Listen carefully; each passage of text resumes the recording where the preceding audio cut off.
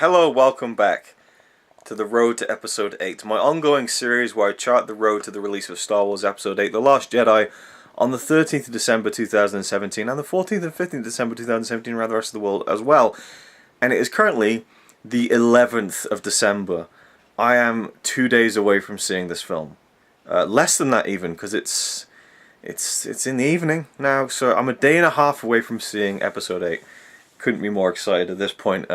So if you've been keeping up and following the past previous 3 videos, me and Connie spent the weekend skimming through Episode 1 and 2 and watching Revenge of the Sith in full, which was awesome.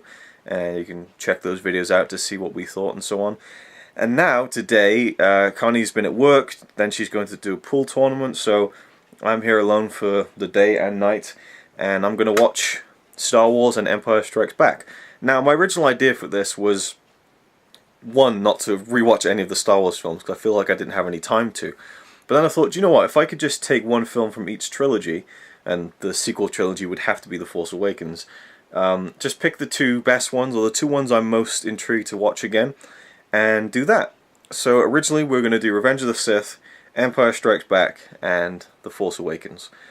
But I just felt like flicking through Episode 1 and 2, so I really enjoyed that experience over the weekend, and I'm going to continue it. I'm going to do the other original films in the trilogy, Star Wars and Return of the Jedi. I don't know how these videos are going to turn out, if they're going to be as long as the prequel ones were, but regardless, I have Star Wars here on Blu-ray ready to watch, and it is my glorious, prized, though unceremonious in looks, Blu-ray of the original Star Wars film print.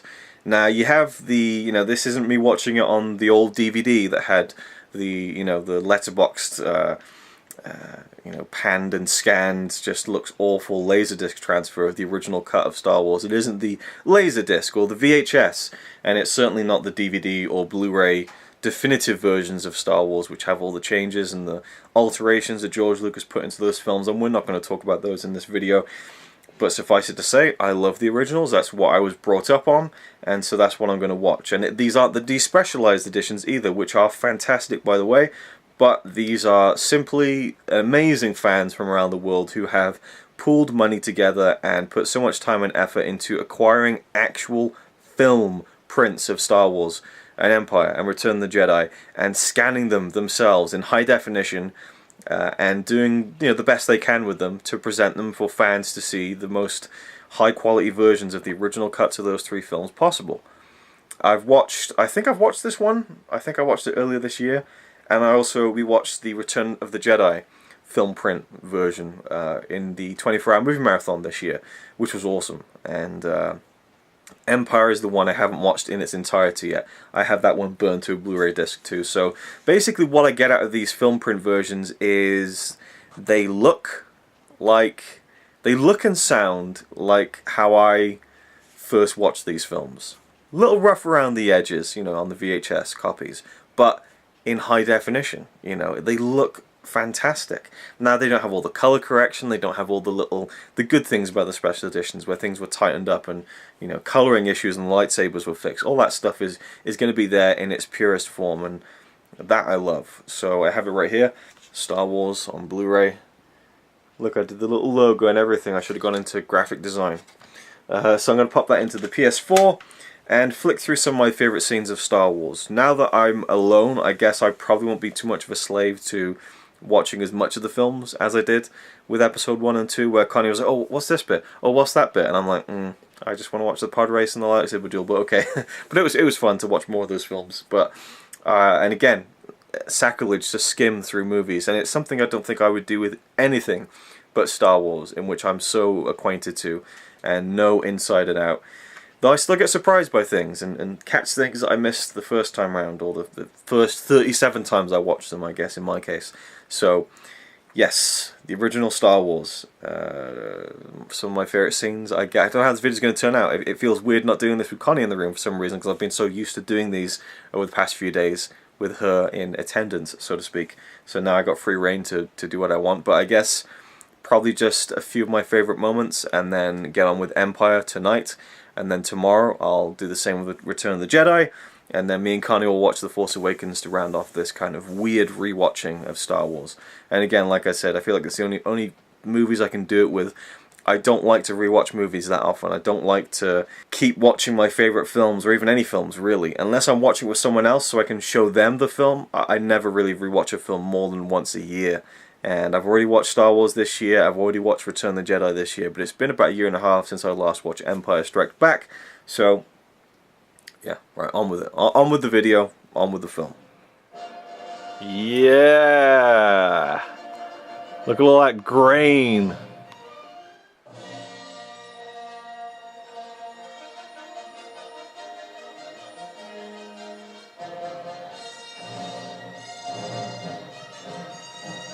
Fucking A!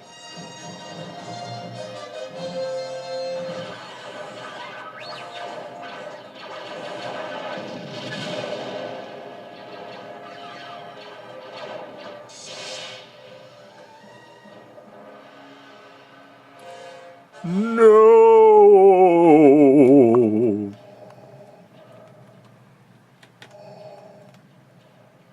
Okay, that's pretty badass. Like, the entrance of one of the greatest villains in movie history. Yeah, this looks great. I mean, some shots are better than others, but it's just incredible to see this film look this good and be in its original form, you know? I'm not sure actually if the Blu-ray has different audio options as well. I think there's different kinds of tracks. So the one part I could be was Princess Leia. Alright, so we got the commentary. About Cat, more of a protector and bodyguard for Princess Leia. You say, oh, it's the Dark Lord of the Sith, he's this, that, and the other. He said, no, he's all in black, and we'll do a sting of scary music. So, I mean, it's pretty cool. And I'm not going to say how I acquired this, but I did. And usually the go-to rule is that you need to own these films legally before you delve into this kind of stuff. And hey, I've bought Star Wars more times than I can probably count at this point.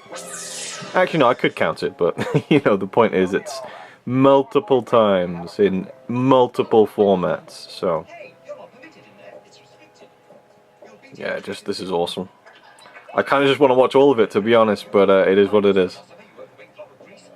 You overweight glob of grease. So again, for all the flack that George gets about his writing, which isn't the best in the world, there's some really funny lines in this, you know. I remember when Rogue One came out, a lot of people were bitching about the fact that this scene now makes no sense because she's saying that she's on a diplomatic mission or whatever, and that it would have been obvious to Vader that they just escaped from them and stuff.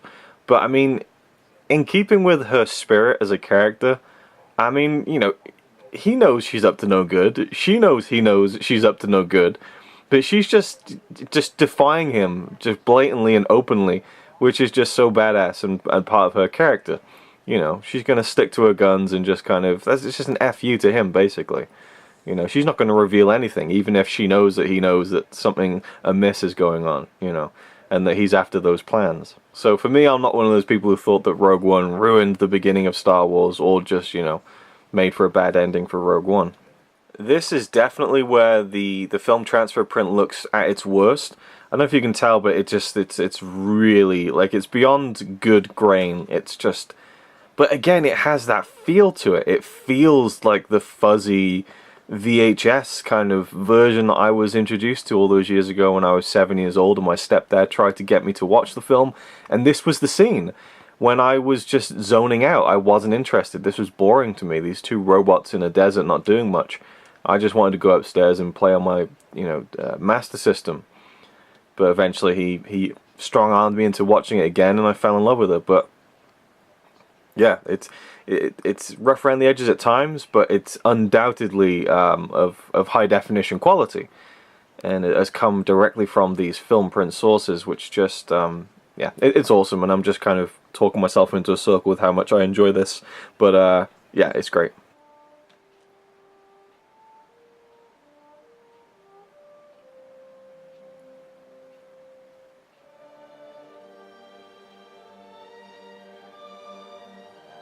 Just such a simple scene, you know.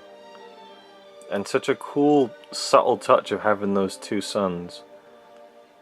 It's really remarkable, this film, in terms of the imagination, but also the kind of the quaintness of some of the imagination here. You know, it hasn't got as convoluted as it would get in the prequels, and maybe that's because it's held back from technological issues where George had so many ideas, and the budgetary issues, which are huge on this film. It was such an undertaking to George to be able to have people trust him with millions of dollars to make this. This was made for, I think, 10, 11 million, something like that.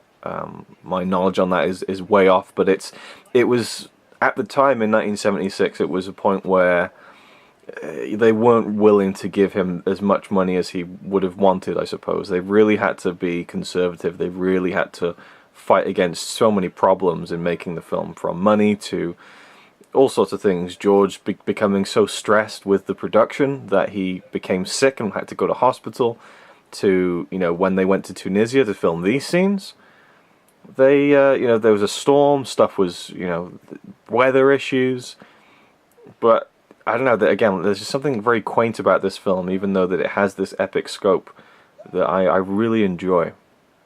This is definitely one of my favorite scenes / moments in the whole series, I think. You better watch yourself. First appearance of Chewbacca. He doesn't like you. He doesn't like you. Sorry. I don't like you either. You'll be dead! This little one. I'd be remiss if I didn't film this part, wouldn't I?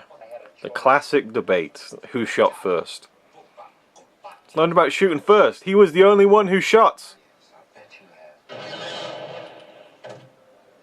As much as it's really cool when he throws the coin and says, like, sorry about the mess. The way he walks off is really, like, stiff and stilted. I've always thought that. Like, just, it's something about his arms. It just looks very stagey. Anyway.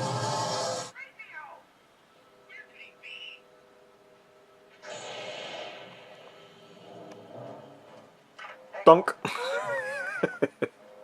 Now, in the special edition, they added a little clank sound effect, which is kind of cute. I like that. I remember reading around the time of the prequels that George Lucas heavily considered going back to this sequence and redoing it with them jumping all over the place with CGI. And he had to kind of be talked down about this. But I've never been able to find that interview again ever since. And I actually asked on Twitter, there's a guy who kind of is the keeper of the keys to, like, the Star Wars canon these days, and he's been working with the Star Wars website, I believe, since the prequels, Pablo Hidalgo, and I asked him about this, and he said he doesn't recall it. So it might be this kind of Mandela effect where I just imagined that George wanted to redo this scene. Or maybe someone theorized it, but either way, it's something that, you look at some of the... And this is something I could have said about Revenge of the Sith last night, was that during the scene when the Emperor starts fighting Mace Windu with his lightsaber, there's this really unnecessary shot where he jumps and flips onto this chair and then flips back, and it's just so pointless. Again, at the beginning, when Count Dooku arrives and he does like a somersault over the railing and lands on the bottom, and it's done CGI, and it just seems so unnecessary to someone who has the stature of this Sith Lord to do something like that. So I could totally have seen George wanted to go back and have these two guys flipping around and stuff and augmenting it with CGI, but there's something to be said about the, I don't know, as cool as all the flashy lightsaber stuff is in the prequels, I do like the lightsaber duels in these original films for the storytelling of it, you know. It doesn't need to be this incredible choreography, but it's more about the intent behind the blows, you know, the visual of these two characters who look so striking, and the environment that they fight in as well, which is key to the duel in the Empire Strikes Back, I think.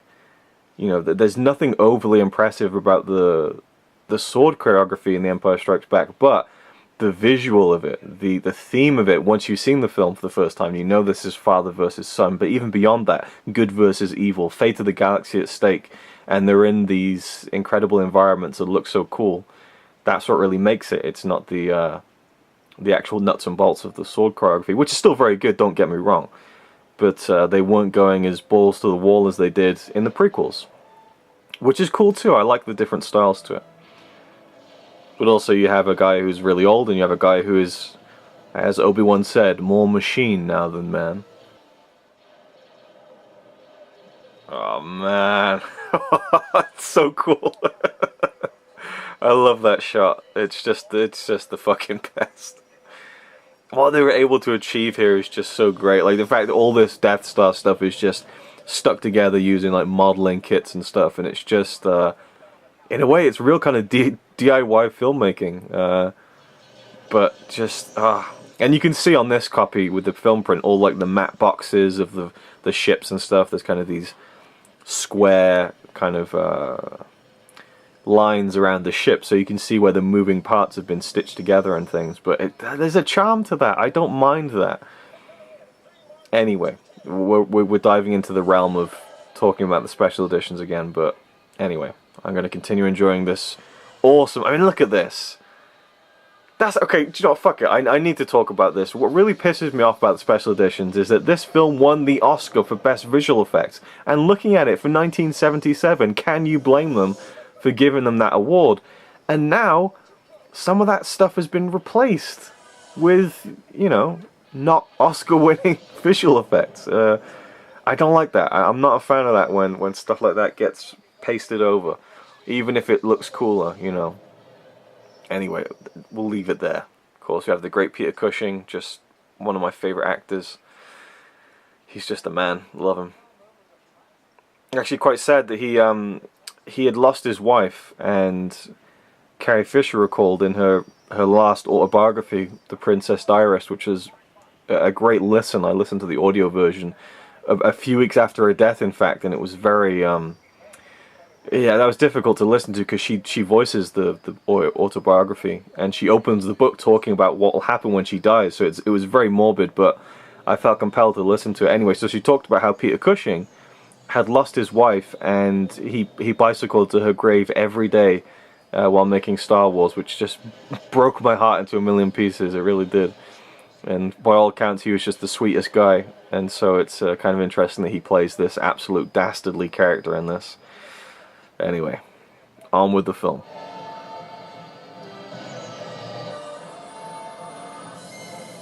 Have you not? But look out!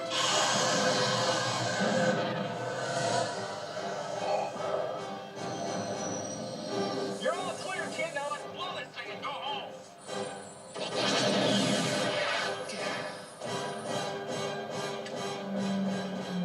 Stand by. Stand by. Awesome. It's just so cool. Build up, the music, the special effects. Remember, the Force will be with you, always.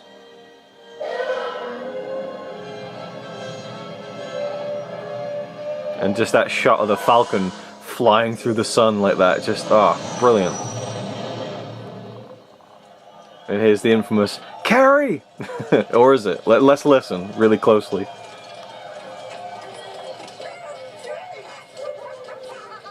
Yep, he just says, hey.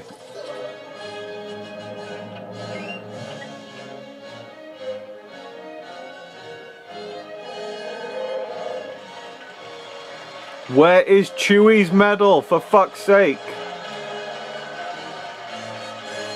Discrimination. The dreaded words. And there we go. Da-dum. All right, so there we go. That was almost like an audio commentary in a way, the way I filmed that. But I felt like not turning. I wanted the lights down. I wanted to watch it in the best possible way with all the good grain and detail that Blu-ray gave me. And oh man, so good. I kind of wish I had the time to watch the whole film. Watched about 40-45 minutes of it. My favorite moments and so on. And yeah, there's just the film, even by me, gets, I don't say underappreciated or even, dare I say it, underrated, because it isn't. But its impact, the influence that it has had on, you know, just from little girls who were just, you know, amped up about Leia's character being a strong female representative, but also young boys watching Luke Skywalker like me and being inspired to follow their dreams, but also just the inspiration to other storytellers to go and make their own stories and to tell their own stories and to get into filmmaking and to inspire the already existing filmmakers and storytellers to expand their horizons. You know, James Cameron saw this and thought, ah, man, someone did it first. You know, Ridley Scott was hugely enamored with the depiction of a science fiction world that wasn't pristine and clean and was lived in, and brought that over to Alien. You know, there's loads of great filmmakers who are so inspired by this. Christopher Nolan, big fan of this. You know, it's just this film is, I think, just the pinnacle of what a movie can do. You know, I love films that are just, you know, realistic dramas that you can really relate to, and it gets under your skin and it moves you and it's emotional. But I love movies that take you to another world. If I was to say, gun to my head, you know, right, this is it, you're only able to watch one kind of movie again, it's going to be these big escapism movies that feature the impossible. Films like Star Wars or Alien or Back to the Future, you know, flights of fancy, things that you couldn't do on a stage. You know, obviously at one point in human history we decided that our own lives were boring enough that we needed to create stories about other people and make things more interesting, and then theatre was born and acting was born. But when the movies came around, technology started advancing. But even like back to the silent era, that they could really innovate, capturing a moving image but also manipulating the moving image to tell these science fiction stories. Look at Trip to the Moon, many other science fiction films from the beginning of the 20th century. But then by the time you get to this film, it's right on the cusp of special effects becoming a big deal. They had to build a computer, I believe, to kind of work some of the camera movements for some of the model shots for this film. And, you know, these days, you know, it's a lot of work to do all that CGI, and there's still artistry involved in it, but there's just something so tangible about these old films that it was impossible to use CGI. So they had to think outside the box. They had to, you know, do all these little tricks and things, matte paintings, all that kind of stuff. And then the music married with the story that George Lucas pulled from so many different sources and melded it into its own thing. And some people are on the fence about that. You know, they think maybe he's this great plagiarist, you know. Oh, he just took from here and he took from there and mashed it all together. But, you know, what's that quote that I don't know off the top of my head, but it's something along the lines of a good artist borrows and a great artist steals. Something to that effect. But, you know, I do underappreciate this film. Every time I watch this film, I think, fuck, it's really good. Because for me, it's not one of my favorites. You know, top three, you're looking at Return of the Jedi, you're looking at Empire Strikes Back, and probably Force Awakens, I think. And especially now that we have The Force Awakens, now that we have Rogue One, and, you know, people hate those films, people love those films. But now that we're getting new Star Wars films, I think that this one is kind of falling by the wayside in terms of people's top three. It's not that it matters, I know, it really doesn't matter in terms of what other people think, but I do think there's something to be said for the fact that this film does get a little bit overlooked, just in terms of how good it is as a film. You know, to me, I always think that it's a bit slow and plodding at times, but, and again, I can't speak to it because I haven't watched the whole thing now, but when I watched it again this year for the 40th anniversary, I was really quite floored by how well it holds up and how great of a film it is, you know. And then there's lots of stories that, you know, perhaps this film was more molded in the editing, and that George Lucas's wife had a big hand in, actually, kind of a wife at the time, in, you know, making the film what it was. You know, there's like the moment where Chewbacca roars at the little mouse droid on the Death Star, and it kind of goes, and it runs off. Great moment. George thought that was too silly, too goofy, and his wife's like, no, that should stay in, that's fun, that works. And if anyone out there watching this is a big Star Wars fan, consider themselves a Star Wars fan, and you're interested in the making of it and the history of it, if you haven't read JW, no, I'm not quite sure what it is, I've forgotten the author's name. It's The Making of Star Wars, J.W. Rinsler, I want to say. That book is incredible. It's so interesting to see how much of a journey it is. I think some people who, you know, maybe aren't that interested in knowing all the nuts and bolts of putting a film together think that, or don't think that, but just assume that. And I'm even guilty of that. You know, I think, well, you write a film, you go out and you film it, you know, and you put it together. But there's so much, like, bollocks and bullshit you have to go through. And that making of book, it charts every single step, all the stuff George had to pull, the meetings he had to have, money that needed to be secured for so many different things. And it's not just a case of coming up with an idea, writing it, and then getting a crew to do it, and then filming it. There's just, it's so much bigger than that, and it's a fascinating read. It really is. I need to finish it, actually. I've only read about 3/4 of it, but it really opened my eyes to the film, and I'm one of those people who, I feel like knowing more about the making of a film enriches my enjoyment of it, whereas I know some people that can have the adverse effect of. When I was a kid, when Lord of the Rings had come out, I was watching it at a family member's house, and it was the scene with Frodo and Gandalf on the cart, and Frodo looks like a small little hobbit, and I said, do you know how they did that? It's he's actually sitting 6 feet behind him, and it's the perspective.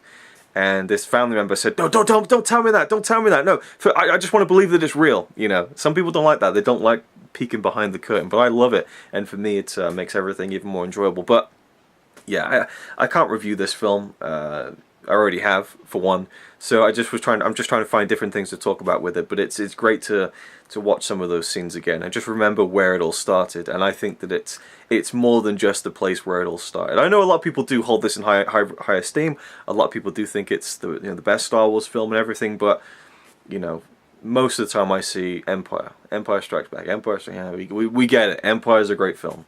And hey, it's not only my favorite Star Wars film, it's my favorite film of all time. But even I get a bit sick of the Empire love. You know, let's look at this one a bit more. I don't know, because people talk about how Luke's whiny and annoying in this. Yeah, I feel like it's appropriate, and I feel like you know, the story of Luke in this is the hero's journey. You know, and it's the beginning of this adventure. It's the promise of more to come.